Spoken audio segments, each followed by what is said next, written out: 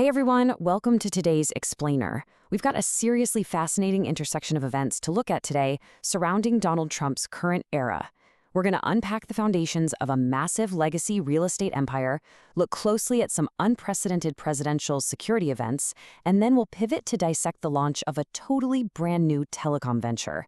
It's a really complex timeline with a ton of moving parts. So let's just dive right in.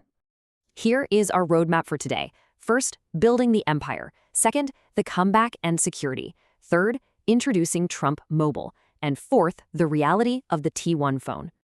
All right, part one, building the Trump empire. To really understand the current business ventures, we kind of have to rewind back to the absolute bedrock of the brand. Long before he was ever in the White House, Donald Trump was fundamentally a deal maker. He started out sharing a Brooklyn office with his dad, Fred Trump. And Fred actually famously said that everything his son touched seemed to turn to gold. From there, he aggressively expanded into the ultra-competitive world of Manhattan real estate. We are talking iconic, skyline-defining properties like Trump Tower on Fifth Avenue and the massive 72-story 40 Wall Street. But it certainly didn't stop in New York. The portfolio pushed globally into ultra-luxury clubs and resorts. You've got Mar-a-Lago, often called the Jewel of Palm Beach, the sprawling 800-acre Doral Hotel in Miami, and legendary international spots like Turnberry in Scotland. Over time, the name literally just became synonymous with premium real estate. But here's what's really fascinating. He didn't just build skyscrapers. He leveraged that real estate success to build a massive cultural and media footprint. His 1987 autobiography, The Art of the Deal, sold over 3 million copies. That makes it one of the most successful business bestsellers of all time. Then, flash forward to 2004, he partners with NBC for The Apprentice. And guys, this was an absolute ratings juggernaut. At its peak, the season 1 finale pulled in 41.5 million viewers. To put that into perspective, that was second only to the Super Bowl that year. The show ran for a landmark 14 seasons. Add in his previous ownership of the Miss Universe pageants, and you're looking at a total masterclass in brand expansion that really set the stage for the whole shebang that followed. Moving right along to part two, the comeback and security. So after his tenure as the 45th president, he mounts this massive political comeback.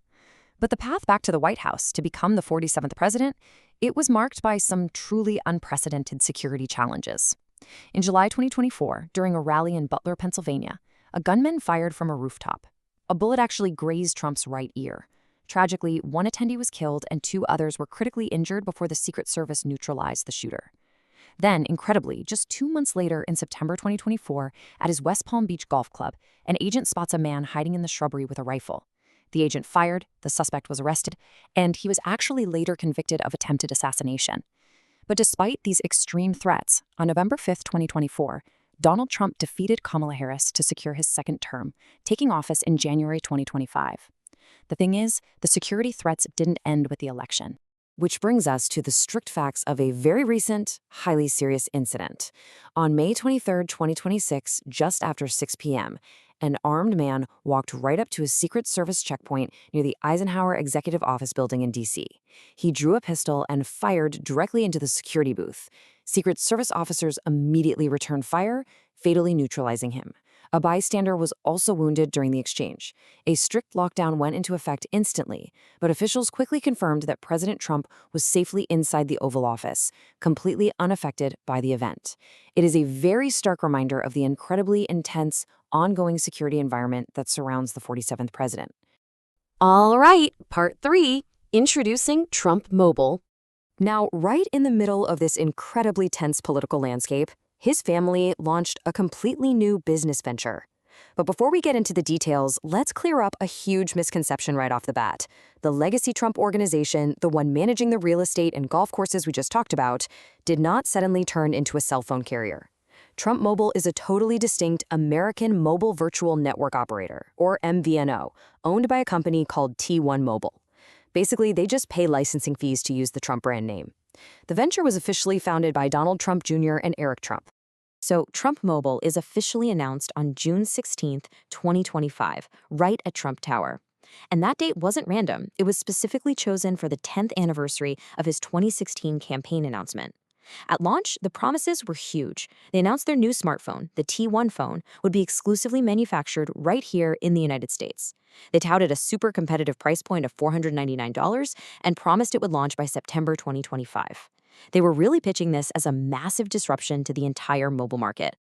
Which leads us to part 4, the T1 phone reality. Okay, so promising a new tech ecosystem is one thing, right? But actually executing it is a completely different story. Let's look at those initial claims versus the finalized realities. The promise of a US-built phone? Well, actually, scratch that. That claim vanished from their website pretty fast after analysts pointed out they didn't have domestic manufacturing facilities. By April 2026, tech experts like iFixit realized the final chassis design identically matched the HTC U24 Pro. That's a mid-range smartphone manufactured in Taiwan back in 2024. The company behind the hardware was identified as Smart Gadgets Global. On top of that, executives eventually admitted the $499 price point was impossible to maintain. And that initial September 2025 launch pushed back month after month, finally slipping all the way to May 2026. Now, when promotional demo units finally got into the hands of media reviewers in mid-May 2026, they noticed some pretty interesting hardware quirks.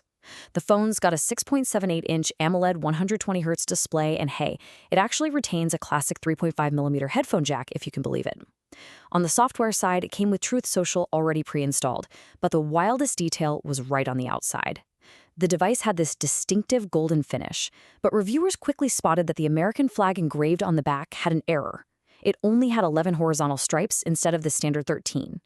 It's a pretty stark reminder that this isn't just a piece of tech, it's very much marketed as identity hardware.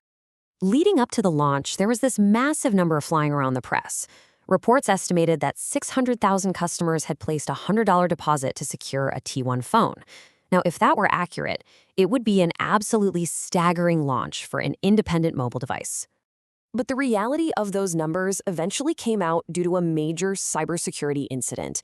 In May 2026, an independent researcher going by the name 10N found a severe vulnerability in the Trump Mobile customer web portal. It essentially left personal user profiles publicly accessible. After allegedly trying and failing to reach corporate management, the researcher leaked the database details. It eventually reached prominent YouTube commentators, including the internet detective CoffeeZilla, who exposed the breach to the public. The vulnerability was reportedly patched up soon after, but the leak exposed some incredibly telling data. So what did those leaked backend logs actually show? Well, they revealed a much smaller reality. The database logged only about 10,000 unique customers who had placed roughly 30,000 total pre-orders. That is a completely undeniable contrast to that 600,000 figure circulating in the press earlier. But despite all of this, the exposed data, the extensive launch delays, and reports that the phone was still lacking T-Mobile network certification, the venture just pushed forward. In an emailed statement on May 13, 2026, Trump Mobile CEO Pat O'Brien formally announced that initial production units were at long last shipping out to pre-order customers. He attributed all those months of delays to stringent quality assurance and component testing, stating that those processes were just what it took to finally bring the physical phones to market. Well, we have covered a tremendous amount of ground today, from those gold-plated real estate origins and highest-rated television shows to surviving assassination attempts and securing a second term, all the way to navigating the turbulent launch of a rebranded HTC smartphone. So I'm going to leave you with this question to chew on. With his second term actively unfolding amidst extreme security challenges and his family brand pushing into completely new tech sectors, what ultimately defines the legacy of the 47th president? Is it the buildings, the politics, or the unyielding expansion of the brand itself? Thanks so much for learning with me today, and I'll catch you in the next one.